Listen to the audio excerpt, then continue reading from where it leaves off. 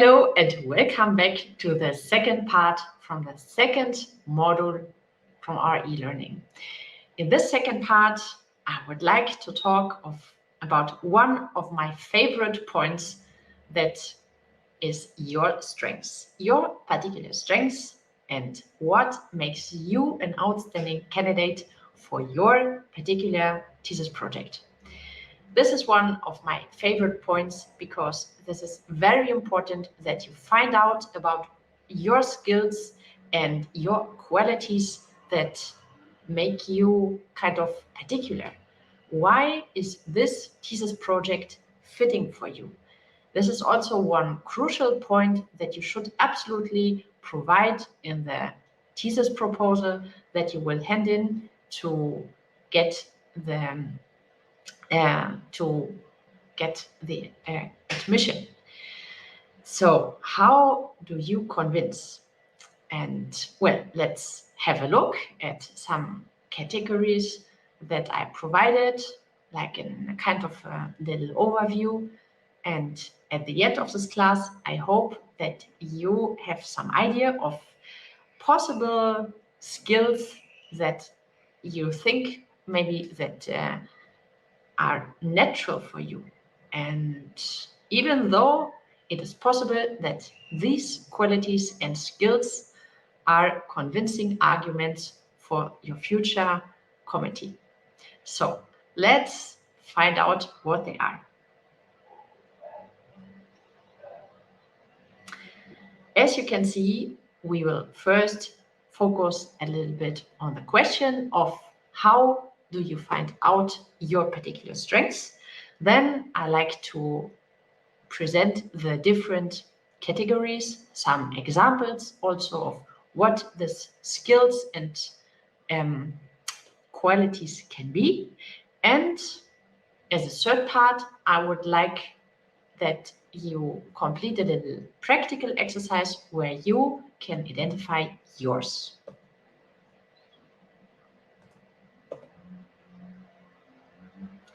Well, just start up with a little brainstorming. The main point that you should focus if you think about your particular abilities and strengths is the question, why you? Why is it you, and what makes you the best person to realize the research that you chose and the research topic that I hope you are passionate with? Well, there is, if you think about your project, then think about some points that made you feel good with this project. Why do you like it? What is the point of being passionate with it? And also some qualities, some experiences that you already have in this field of interest that can include like some knowledge that you have from your study and also some knowledge that you have from practical experience. So this is, some previous knowledge.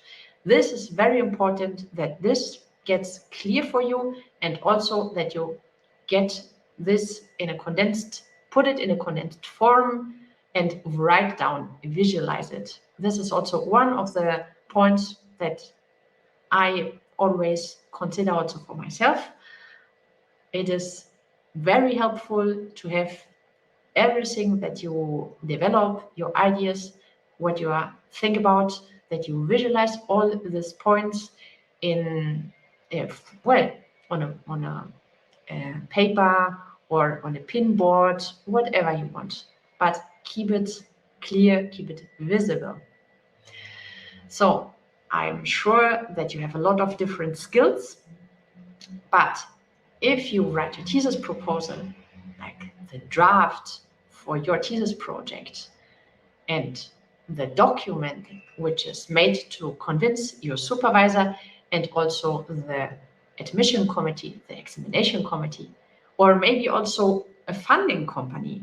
Maybe you apply for funding from your university or also an external sponsor. And then you have to show your qualities and also the prove the feasibility of your research project. What does it mean? First, think about some own experiences, practical experiences that you made and that you have in this specific field of research that you chose. Then you can think about former works and writings that you have done, that you've completed, like papers, term papers, well, or also for my thesis. Maybe you are working on a Ph.D. thesis and you already completed a master thesis or a bachelor thesis, which is related. So think about that. Then continue with a collection of previous knowledge that you have in the field. So, well, not just the former works and writings and experiences, but also about things you read. For example, what do you already know from the literature or from investigation, from other publications, whatever, like some theoretical previous knowledge. And last but not least, maybe think about some language skills or some cultural knowledge that you may have. And also some knowledge that is particularly required in your area and in this specific area. Like if you are working on, I don't know, a physical or biological experiment, then it is really helpful that you already have some experiences with that and how to do this kind of experiments. If you're working like in a social field, social science, and maybe you want to do a field work abroad in another country, then, well, think about the language skills which are maybe required. And last but not least, it is also very interesting to know in advance if you have some contacts and some networks, particularly if you are planning to do a field work. We will talk about this later. But these are some categories that you can keep in mind and where you can start to think about qualities which I'm sure that you have, but which are maybe way too natural for you to really understand them as qualifications and as crucial skills that you have. So just to go a little bit more into detail and to provide you with some specific details to help you to identify your strengths. First, think about what are you passionate about and why are you passionate about a certain topic? What was your reason to be interested in this topic? Not just in the field, but also in this specific subject and topic. Because I'm sure there is one more reason than just the reason that it is a research gap in your area. So maybe you also can think about the way which you took to get inspired and to find this particular this topic. So as I said, there can be some formal writings, some theses, some papers or essays or whatever. And think about the connecting points. How and in which way do the former writings match with your future research? They can serve also as a fundamental base You have to provide a kind of previous knowledge. You have to prove that you chose this area and this topic because you already have some knowledge in this field. You have to showcase what you read about this topic and so on. So maybe if the topic and the subject came out and was inspired by some um, of your ancient works, so maybe they can help you and they can work as a kind of base, and also yeah, also provide some knowledge base for the future work. Then think about your project. What are you planning to do? What are your aims? What is your focus? And connected, and in order to that, what are the skills and the abilities which are required to realize this project, to make it feasible? This is also something. Imagine, for example, that you are a musician and you are planning to do a study on how to teach your instrument. I'm sure it is natural for you that you are able to play your instrument, that you dominate the techniques and everything.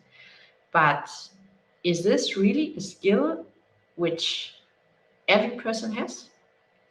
Well, maybe not. So this is, yeah, it's natural that you will search a topic and you will be interested in a subject that is related to your passion, to your profession, whatever. And this is your particular strength. So then we will go on. I like to provide you with some other examples, like what I said. If you are planning to do a field work, a research abroad, you also have to think about the qualities and the abilities that you will need, that you will absolutely need. Like not just for a kind of analysis and evaluation of your material, but in the moment to create your material. To give you an example, I went to Rio de Janeiro to do my own fieldwork, and I spent some years in Rio to complete the research for my master thesis, and then related to the master thesis also for the PhD thesis. The crucial aspect was that I'm from Germany, so I have a completely different background from the background that I found in Brazil, in Rio. And I am a musician and a musicologist, but I was researching on samba enredo, which is a type of music which is not very common in Europe and particularly in Germany. You may find some events and some concerts where you can listen to samba music, but this is something completely different. When I came to Rio, I had an experience which was a little bit like a cultural shock in in the daily life, in the habits, also with the language, because imagine Portuguese was not really my first language, but when I came to Rio, I realized that I have to dominate this language to realize this specific investigation, and not just the Portuguese, but also the question of the of the language, of the coded language, which is specifically common in the area of from the summer schools. It's not just the Portuguese that you can that you can meet in everyday life, but they also have a kind of informal language, which is very common in this specific area of the summer schools, but that you have also to dominate as a researcher. Otherwise, you will meet expressions that you don't have any idea what it is. So this, like the cultural knowledge, the habits, some specific points and aspects from your area are also points that are important to consider when you are planning your research. Is it feasible? Is it realistic? And if you are in the situation that you dominate these very skills, which are important to get this research ahead and to make it a success and to complete it, then you already have some of your qualities and of your particular skills. Well, another point, specifically if you are planning to do a fieldwork, if you plan to do interviews, it is not necessary that we talk about some fieldwork abroad. It can also be a fieldwork that you realize at home, that you realize with some empirical research, that you realize with some Zoom interviews or whatever. What is important? It is important that you already construct and build up a network, because a network is very important at the moment that you want to realize the interviews. So think in advance about people who are part of your network, about all the people which can be helpful and participate in interviews, in surveys, or what you are planning to do. This is one of the key points, the contacts that you already have in advance. And even if there are some people that can work like as a kind of mediator between you and one person that you would like to interview. So I can give you the advice to create a list, to create a kind of